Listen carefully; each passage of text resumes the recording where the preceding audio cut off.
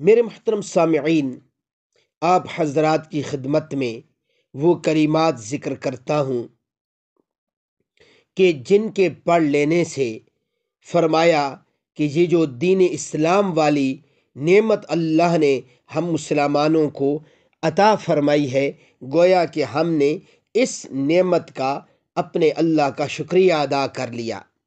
میرے دوستو، شکریہ تو ہم کامل طور پر ادا نہیں کر سکتے، لیکن شکریہ ادا کرنے کی کوشش کر سکتے ہیں۔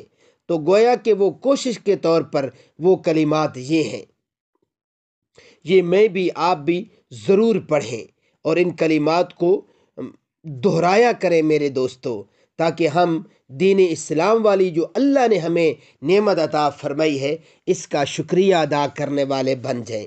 وہ کلمات ذرا آپ توجہ سے سنیں اور یاد کریں۔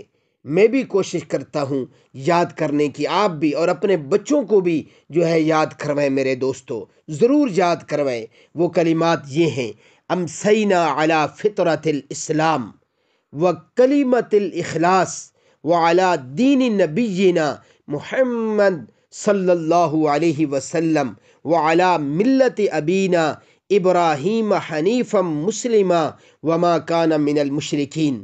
ترجمہ سنیے: ہم نے شام کی فطرت اسلام پر اور اپنے محبوب نبی خاتم النبیین صلی اللہ علیہ وآلہ وسلم کے دین پر اور اپنے جد امجد حضرت ابراہیم علیہ السلام کی ملت پر، جو موحد اور مسلمان تھے اور مشرکوں میں سے نہ تھے۔